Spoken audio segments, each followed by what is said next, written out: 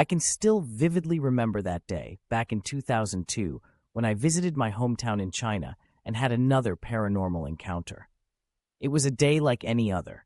The sun was shining, and the air was warm. 3 of my childhood friends came to visit me in the afternoon, and we decided to go see another childhood friend who lived not too far from the levee. As we arrived at my friend's house, he suggested we go for a stroll along the riverbank on the other side of the levee. It seemed like a great idea, so we all agreed and set off on our little adventure. As we strolled along the riverbank, we came across a group of kids.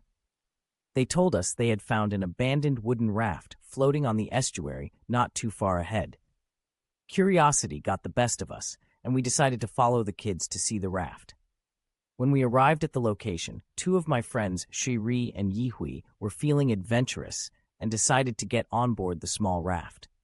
The rest of us sat down on the shore, watching as they pushed off into the water. Shiri was such an entertainer, started singing in a high-pitched voice and rocking the raft as the raft drifted off into the water.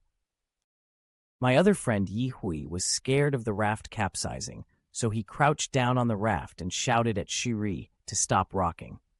The kids were delighted at what they saw and started laughing out loud. But things took a turn for the worse when the raft suddenly capsized, sending both of my friends into the water. Yihui didn't know how to swim and started struggling to stay afloat. Shiri, who was a strong swimmer, quickly grabbed hold of Yihui and started swimming towards the shore. My heart was pounding as I watched from the shore, feeling helpless. I knew I had to do something to help. I spotted a big stick nearby and grabbed it, extending it towards the water for my friends to grab onto. My other friend, Sumin, stood behind me, holding on to my jacket as I stood on the edge of the shore, trying to pull my 2 friends in the water to safety. But what shocked me the most was the reaction of the kids who had been watching the whole time.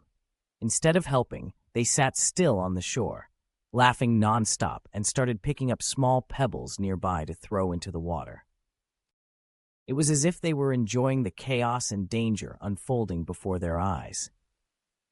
After what felt like an eternity, my friends finally made it back to shore, shaken but safe. We were all in shock, trying to process what had just happened. The kids still continued to laugh and kept throwing pebbles into the water, their laughter echoing in my ears.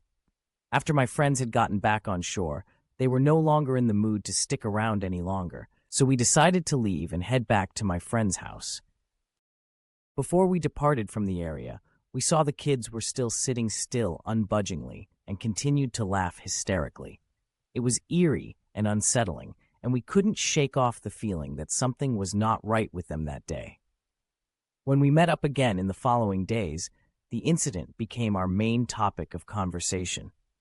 We speculated about what could have caused the kids to act that way.